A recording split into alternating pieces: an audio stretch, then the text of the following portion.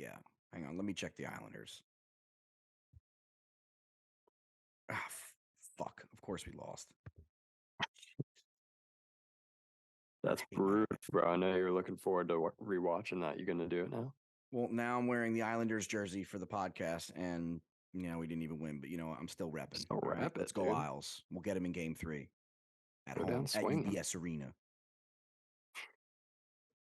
What's the series at? What'd you say? Now down 2-0 to Carolina. Well, still come back. We can still come back. And on that note, welcome to another episode of Good Lies Golf. I have Brendan Lawson with me in the hot seats. What's going on, B? Nada, brother. Another week of magic here. Yeah, another week. Got out and golfed a little bit, but I know you did. You're down in Florida. The sunshine. A little golfing in. I mean, I know we talked a little bit last week about the Ocean Village course here in South Hutchinson Island, but it was freaking fun. Say that again. That was a little sexy. South Hutchinson Island sounds pretty slick. It does. There's a little place called Ocean Village. It's a 9-hole. It's like a cute little 9-hole, and it's only par 3s, and it's just like 100 yards. There's like a couple holes, like 145, 140. There's a 136. Like there's a couple of like little longer kind of holes for the par 3, but they're mostly shorter holes. But they have obstacles like water, sand, gnarly water. It's an obstacle course too. Yes, it's an obstacle course. It has like at Ronald McDonald Playhouse when you used to go in there and they had like the ball pit and is lava. Right? Yeah, exactly. Dude, what a game. The floor is lava. Remember doing that back in the day? Taking the couch pillows, putting them around. We did it. I'm doing that right now with my son. It's awesome. We did it in the gymnasium in the school. Remember, or that was the other game. Oh yeah, Kids would pretend to be like the you jellyfish. had the scoot, sit there. like the scoot carts. Put the dodgeball between your feet. Those were dangerous. You could hop. I feel like we had the dangerous toy era. Like the 90s was the dangerous toy era. They just gave us whatever and said, "Hey, kid, have fun with it." Like it was a revolution, man. Dude, moon boots? Those things were fucking ankle breakers. Ankle breakers. No shit. It was almost like there was more gravity. Like you did not jump high in those at all. You put a trampoline in shoes. It was like who thought of that? What guy got that approved at the board meeting and was like, guys, and like, where was the liability lawyer? Boots. Where was the counsel in that? Like, they definitely got a great idea. Let's do it. Let's sell something that's super expensive and you only get 1 inch off the ground. Hey, you could break your ankle though. That's good. Yeah. Have you tried our other great idea, word processor? Like, no, this is terrible ideas of the 90s. So Good Lies Golfing again, Ocean Village, to get back to it. I played Is this like a retirement home or like condo It's not community? like, I mean, it is, but it's not. It's like a retirement community for like 50s and 60s, not really like elder. Perfect. So it's kind of like it's like people are good. Like the golfers there are really good. Like anybody that I've seen kind of out there, even if it's like some older couple or whatever it is, they got game. Like even if they're like 70s, they're golfing. That's the one thing since like really getting into golf. That's one thing I've noticed is if there's an older golfer, he or she is probably awesome. Oh yeah, and it's all about consistency. They just hit it, a little light and crispy, as you always say. A little sizzle, a little bacon sizzle. Light and crispy, baby.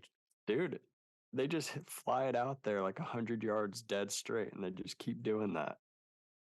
It's rare, man. That's how you don't make mistakes. You don't drop, shots. Yeah. That's how you don't, go too high. I was proud of myself out there. I hadn't golfed since maybe November because I had those shoulder issues. For those in the Good Lies golf world, we were absent for a little while. Your boy messed up his shoulder, so now I haven't been golfing. Finally got back out there, and you know what? I didn't shoot like great consistently, but I did par about 2 to 3 holes each 18 I played. So I'm proud of that. 4 to 6 pars for anyone out there. That's pretty damn good. Okay, so what were the other holes like though? Yeah, a couple of water chasers, the water got a couple of Pro V1s. That's for damn sure. Custom Pro V1s too, Some with the Good Lies advertising, Golf huh? logo on them. Damn. I mean, that's what I always say, man. I go out there, I lose balls, just paying my respects to the course and doing a little advertising on the side. So the whole deal is that if you live in the facility, you know have access to the golf course, but you have to pay $5. So it's $5 an 18 or $5 a 9, excuse me. So it's $10 for a round of 18. So it's really cheap for 18 holes. It's $10. And my That's awesome. yeah, my girlfriend's mother lives on the fifth hole. So like her lanai patio is on the fifth hole. And so people are hitting you all the time. Like I'm out there doing work in the middle of the day and some like dude shanks a shot and just like smokes the screen and you just like hear a thud off the side of the wall and you're like, Jesus, what was that? And some guy's like, You're like, sorry. oh shit, that's the ball I lost last week. Yeah, yes. Like that guy also found one and it was yours. He hit it back Yeah. to you. Dude, it's crazy. Like they're not shy about like the houses being on the holes. Like there's no separation. It's like your house is right out there bait for a bad golfer to smoke it. So it's right there, which is great though because it's really cool. You get to like after 5 p.m. they have a rule where you can just walk out on the course. So after 5 p.m. you just walk right outside the backyard and you walk right on hole 5 and then I play 5, 6, 7, 8, 9 and then come back and play 1, 2, 3, 4, 5 and then Hell come yeah, back up. dude. So it was so much fun to just Well, like you do little rounds. what else are they gonna do? It's $5. You know what I mean? Like you can't do a Twilight reduced price. Reduced price. Yeah, what are you gonna do? You just walk 250? on. Like, yeah. I mean, the place is sick. They had like bingo. They got bingo. They had shuffleboard. We played bocce ball with a single ladies This group place with a is paradise. yeah, dude, with a 70-year-old singles ladies group. We played bocce ball. They kicked Oh our my ass too, God. big time. Dude, those people are sharks. Older people are Sharks. sharks. She with was such a everything. shark. She tried to play it. She was like, I haven't played in so long. And then she whooped our My fucking ass. Yeah. Yeah. She had the follow through, dude. She had the follow through. She rolled it and was pulled out like, she's got the glove on. she had the Michael Jordan, like the hold. Like, I don't even Oh know. my God. Crazy finesse. You Crazy. see that bocce ball video, that old woman, she like puts so much English on it and settles it. Like, I think it goes behind the ball that they're aiming for. It just wraps around all the defensive balls that the people that she was playing against Filthy. placed. I haven't seen that so video, but yeah, nasty, it was dude. some I shit gotta like send you that. that shit.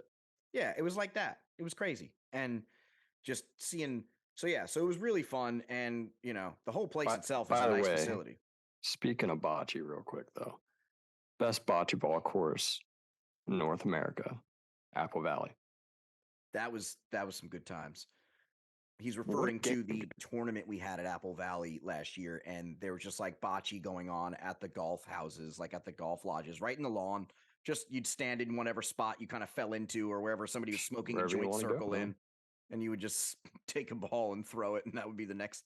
Throw some English on it, pick a spot, boom.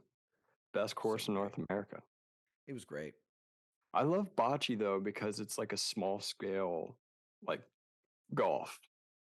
If you're playing on the terrain that we're playing, I mean, not Yeah, standard course. you gotta be course. pinpoint. You gotta be pinpoint. You gotta get the wrist action in there and make I sure. forget what that shit is called. What's the ball in bocce? It starts with a P. I don't know, the little white ball. But Yeah, that thing, you throw that thing out there. It's kind of like your pin. Hey, wait. exactly. They both start with a P. There's a coincidence. Letters, dude. letters, man. Speaking of which, man, this podcast is brought to you by some Kush. So, how do you spell that, man? Kush. Kush. Anywho, RBC Heritage, little magic. It's magic, dude. What a Pinpoint accuracy. He brought it this past week. But yeah, Spieth, he almost defended. That was impressive, honestly. And I didn't think you had it in him to do it like that. And he surprised the hell out of me. He's playing well this year. He's got it figured out a little bit. Dialed. I mean, he had chances to win too, which is like, I mean, as much as you love seeing Fitzmagic win, Spieth, he had the chances.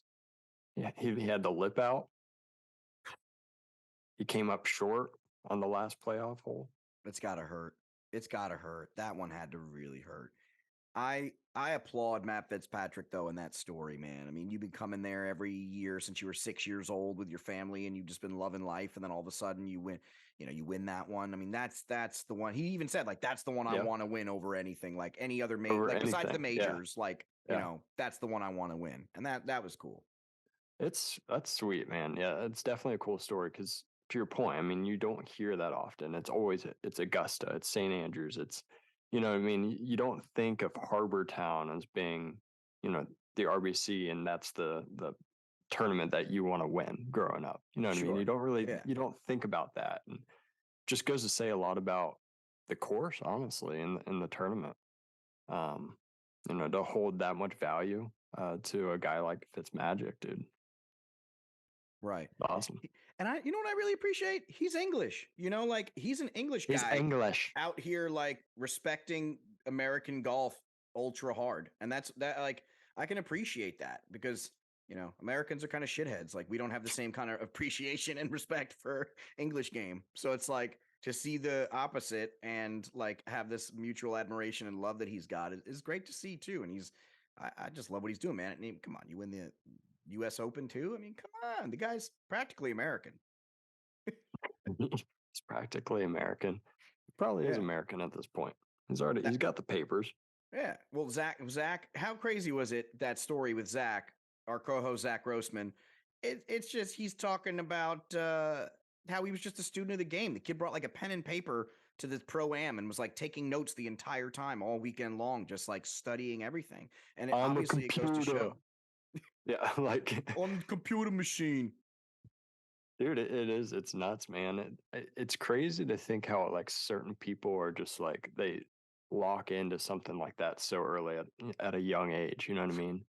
Like it's like my son Caius with drumming or music. Like he just picked it up. It's not something I'm good at all. I'm not musically inclined at all. But he just like he grabbed onto it and ran with it. And like a guy like Fitzmagic, I mean, to be at such a young age and like literally being so analytical about your game, it's wild to think, and it's obviously paying off for him. You know what I mean? He's a true star, man. I really think that kid is going big places. We're going to see a lot of big wins from him in the next 2 years, like big wins. I don't disagree with that. I also feel like he's like one of those guys that'll have a lot of longevity. Yes. The way his Yes. game is, like he could easily be a guy that the next generation is winning late in their 40s or something like Oh, yeah. that. He'll be around for Not 20 super. years. Yeah, he's not super 20. physical. You Yeah. don't think his body will break down, and And that's the problem, right, with these other big guys like the Kepkas and the whatever. But hey, I got to say, how scared was everybody when one of the live guys almost won the Masters? I mean, that was, that was, whew. yeah, dude. Honestly, like Everybody was sweating for a second. The PGA like top committee was sweating ball sack. And and when he was in the first position, everyone in the PGA was like, "Are you fucking kidding me? We didn't think it yeah, was going to happen this quick." no. It that would have been such a story too, good or bad, but would have been wild. Dude, I don't know how I feel about Kepka. I honestly kind of like him. I think he's douchey at times, but at the same time, I love his mentality of just like no fucks given. I just want to win. You know what I mean? Yeah. And I want to win big tournaments. I like that just from a competitive standpoint. I love seeing that as a competitor. He's obviously a little douchey at times, but I don't know. I feel a little bit bad for him just because, he said something to the extent of if he was fully healthy like he is now, last year when he got that offer from Liv, it would have been, so much more difficult for him to leave the PGA. And people forget, like literally, he had multiple knee injuries and surgeries over the course of 3 years. So he was down and out, dude. And that was in the Netflix series. That's Right. basically what he was saying. They kind of omitted the fact that he was injured at the time, but you do see him saying, like, I can't keep up with these guys. So it's interesting to hear that comment now after the fact, he's got all this money and is over on Live, and you kind of get a sense that he misses, the guys he plays against in the PGA. I think all these guys are missing everybody. And to, some of these golfers are coming out saying like, no, like we still hang out behind closed doors. We still hang out like, blah, blah, blah. But it's not the same. And now there's tension and now it's awkward and now there's all this stuff. I wonder if we'll ever get to a point where we do put that aside and people are sitting at the same table. And how far away are we? Like, what's your prediction? Like, how many years are we away from like them sitting at the same table, Live and PGA doing events together or doing some kind of collaboration in I don't know. harmony? I'd say maybe 2 or 3 years. Hmm. I feel like Greg Norman is the kind of the thorn right now. He's the stink in the. Yeah, I feel like either he eventually steps down or it gets removed from his position. And at that time I feel like communication starts getting better between the two Sure. and they eventually do something. Where Okay, so it's where gonna they be it's merge, they shake Greg hands Norman. more than what they're already discussing with a Live versus PGA tournament. Right. Yeah. That But makes yeah. I mean that makes sense in my timeline too. I would say that's the same. I don't know, but do you think PGA will ever get over it? Like I that's a feel like they possibility have too. to. You know what I mean? I feel like they have to, and they've already. Have no choice. Yeah, and I feel like the thing that stinks though is like they were so quick to like jump on these players for going Right. over there, and you know what I mean. Like I feel like it wasn't very tactful the way they went about it to start, and it's just hard to recover from that. And then True. on top of that, on the other side, you have Norman, who just like no one likes at this point. Yeah. Everybody's just shitting on that guy. Yeah. Everyone's like, "Fuck Shock, I'm the That's Shock." yeah. And you got the rulings too. Like Patrick Reed coming out, he's talking about how he's angry about the rulings and with the European Tour rulings. Um, it's just crazy. It's crazy to see the world splintering. And like Paul Anacone was saying when we got him on the podcast, and he was talking about the comparisons with the ATP Tour with tennis. It's just similar. Like it's going to cause this splinter effect with the fans. It's going to dilute the talent pool. So and we haven't really seen this uptick in Corn Ferry guys. I mean, the Sam Bennett thing was fucking awesome, but we didn't really see this uptick in Corn Ferry yet this year, like from these new guys coming in and kind of causing problems or not causing problems, causing like competition, like big competition. So Yeah. Yeah, I think maybe I we're also feel like there was just like such a great rookie class last year. It's like so it's like that. It's kind of like just there's still the youngins, but their names are known now. You know what I mean? got it. All right, so it's just a But draft class thing. possibly, I don't know. Hmm, Um, yeah. Also, I mean, Live is restricted in the sense of like how many guys they can bring on. So it's not like there's not other guys that potentially could be moving over there that they just don't have room for right now. And Right. Right. Yeah. but Yeah. Exactly. who knows what'll happen, dude? It's a crazy world we're living in right now, but it's just good to see people golfing. Dude, that's what it was, man. It was so nice to see people golfing, and the atmosphere at this place in Florida I was staying at. It was so nice. Like you go there, and first of all, the whole course is managed and ran by women, so pretty Okay. cool. You don't really see that very often. Like I'm talking turf crew, all women. Like that's pretty cool. You don't really get to see that. And they're all badass, like old Yeah, that's 60, sick. 70-year-old ladies. And they're just like out there fucking like doing pins and like raking Is and that like a purposeful thing, or I like don't is there something said I don't know. there I didn't about really that? look into it, but I know that the lady that's been running the golf program there, her name is Mary. Shout out to Mary at Ocean Village. She's been running the golf program and she just does a heck of a job. And I think those are just like her girls. And I think she's just like had a crew there. Yeah, that's sick. Solid crew. And it's really cool too. I noticed like even on the last day, like I guess there you only have to pay until a certain time in the season, and then like after April, I guess it's free.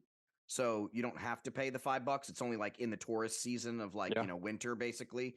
Um, right. but Well, there yeah, was because they have more people like you coming, to visit, and exactly.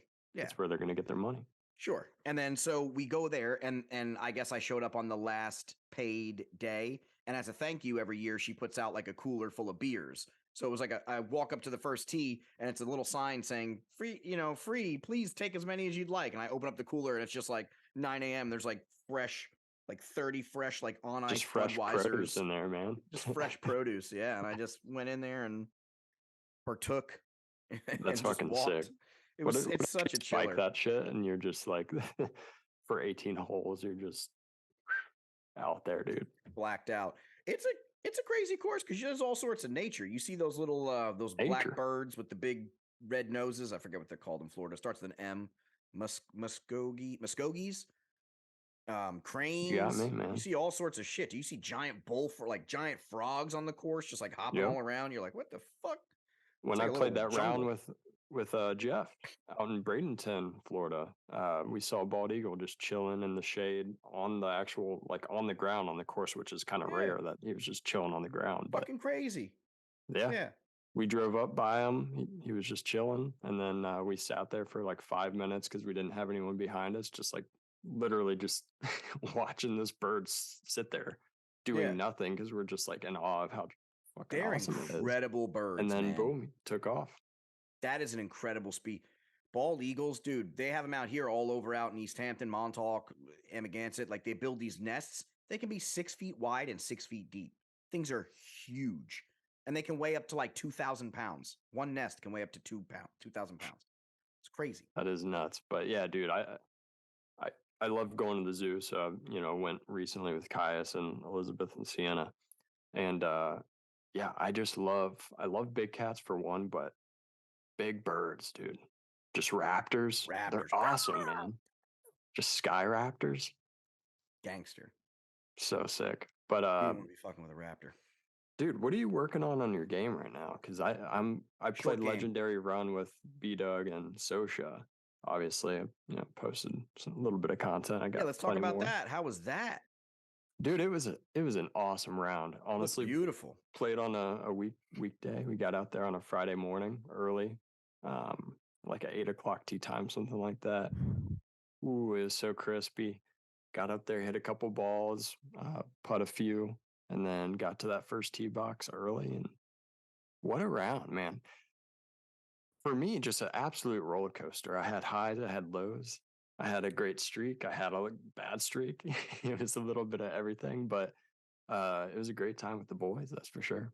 Those days give you the power, though. Like, I think when you have those kind of wild roller coaster golf days, that's what builds your adversity. Like, you don't get a good adversity day in golf if you're playing well all day. Like, you get a great adversity day when you're sucking and you have to like hit out of the sand. You got to hit out of some fat rough, or you got to hit out of some big chunk behind a tree. Like, that's when you have to like be crafty and like develop these shots and like Well, you get get more, yeah, you get more opportunities at that like right. fucking beautiful shot, People look at sand shots like they're a bad thing. And like, if I'm trying to go for a score, if I'm betting skins, or if I'm playing money against somebody and I'm like in it, like, yeah, I don't want to get in the sand because it's harder. But if I'm just playing around for fun and leisure and I hit it in the sand, I laugh and I smile and I get happy because I'm like, you know what? I don't get to work on my sand wedge and I'm Dude, not that I'm so getting out of happy the right now sand. I'm on the beach.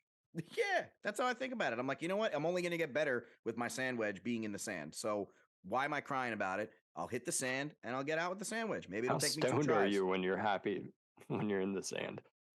Because I'm not. I'm David I don't want to Hasselhoff, be there. baby. I'm in there. I don't I'll want to be take the there. sand. I'll take it. No problem. I'll whack Dude, right out of that. it was a fun round though. I'm struggling so much getting off the tee, and so like I basically right now I cannot hit a driver and I can't hit woods, Your and I drive has know always been your why. I problem. know why too. Well, so before I could make contact and I would just boom the ball with those clubs. My problem then was I had a power slice. Right. Now I'm struggling just to even make good contact with the ball. And I know why, and I'm just struggling to fix it. I have a way too, I hit my woods and my driver basically like I'm trying to hit my irons. I'm super steep coming down.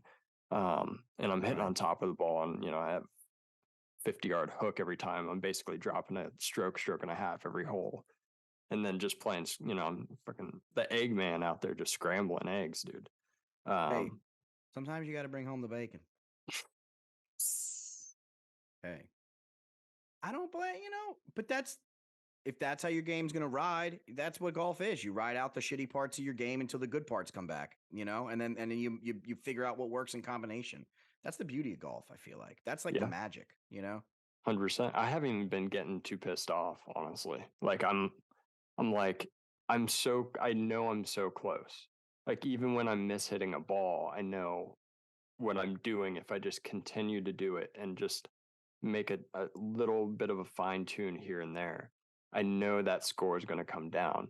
The problem is like the consistency right now. I hit a couple great shots in a row, and then I have one shot that goes OB, and that kind of fucks you, and then you get out of rhythm. Well, then you know what you do wrong. Like you said, like, oh, I picked my head up. Oh, I wasn't square Yeah, on the face. Oh, I wasn't this. Like you figure out where your issues lie. And as long as you can like not have, you have the AA approach or on the first step is denial, if you can get over it and just admit what you did wrong or like eat it, yeah, then hell yeah. Then the golf game is yeah, endless. Just keep going. And I think that like these courses we play on, like you have such a beautiful selection in Ohio around all this beautiful woodsy, glazy courses. I mean, they're fucking awesome. But in Florida playing this last few weeks, like just shipping, like this course being such a small par three.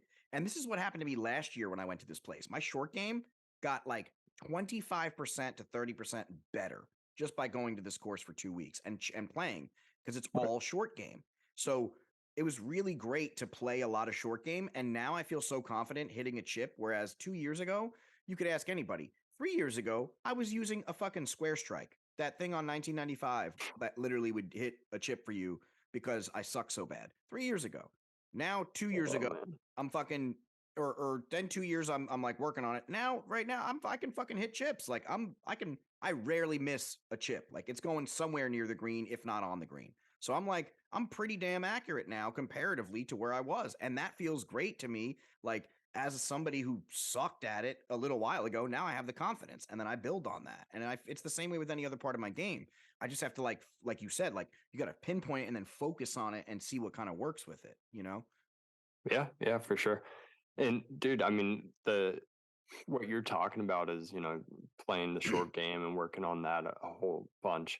That's the Tiger Woods approach, right? That's literally how he learned the game of golf is, putter all the way back up to driver. He started small and went big. Um, I and didn't I know that. think that I Fuck. think that makes so much more sense too, because like I even have a putting, mat here in my basement where we're recording. And the thing is like just putting alone, I feel like has helped my swing. You know what I mean? It's just the Right. rhythm, it's the consistency. You're working certain, core muscles that you just kind of repeat that same process, but you make it on a grander scale for those longer swings. And it's certainly helped my game. And that's why I say Absolutely. I'm not even getting upset. Like I'm more bummed when I hit a bad shot now because I'm like, oh man, that's gonna fuck up my score. But then I'm just like, but I know what I did wrong. You know what I mean? Like I felt that it hit here on the club face, like you were saying, right? So like I know that next round I play, like it might click, it might be there, I might shoot that lower score. You know what I mean? Yeah. Oh, but therein lies the most frustrating part of golf. The fact that the more you play and the more hours you put The in, worse you get.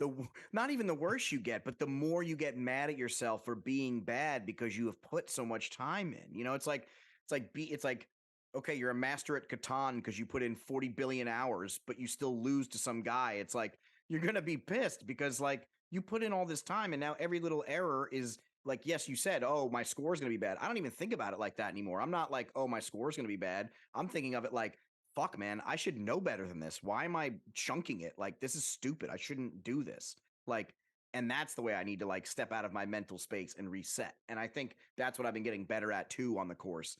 And that's a big thing, like management. And that's what Zach was preaching Oh to yeah, me, course management. He constantly preaches course management, like just dude, I'm all always about it for the addressing most and part. assessing. Yeah. I'll take some risk here and there for sure. I mean, especially if my round is like, numbers wise, kind of going down the shitter. I'm like, yeah, why not? Let's, try to rip this 220 over water, on a par five and see if I can make it. Which lately I have not had the opportunity because I usually hit my tee shot into the woods. Um, anyways, that's neither here nor there. Uh, I don't even know where I was going, Sharon. Where am I? Where am I right now? Where are you, dude? Right here. You're in that place, man. There's I'm just in that space, dude. I'm out that there. space where your face. Yeah. Yeah. No, I completely lost my train of.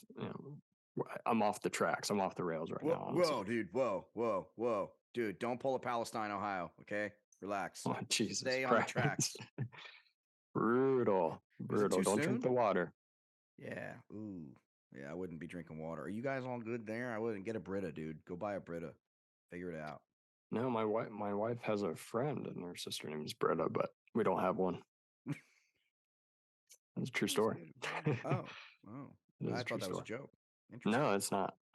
Dude, I feel like the kid from Dazed and Confused. I don't know why, but I've noticed just recently, I've like in the last 5 minutes, just continuously just been touching my nose for no reason. You ever pay attention to that? And Dazed and Confused? Stop doing lines of cocaine on the podcast, you fucking animal. No comment. Are we allowed to say lines of cocaine on a podcast? I think you are. I think you're allowed to say. No, you're unhinged, bro. Yeah, we're unhinged. It's okay, guys. Don't do cocaine. It's not good for you. It's not good. Smoke weed. You gonna get out and play a little golf this weekend? I am going to play a little golf this weekend, I think. Maybe for like an hour, try to sneak out, do little chips, couple little, maybe to the driving range, to be honest. I just want to get in swing. I've been excited ever since coming back. I want to keep playing. You got to do it, man. You got to. My shoulder feels good. That's what I'm excited about. There's no more. Just do your stretches, your PT. Do your stretches.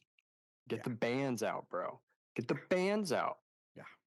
I love the bands. It's all about the microfibers, micromuscles. I love the bands. Bands make her dance, apparently. I don't know. I've heard that. Clap, clap. I've heard that can be a thing.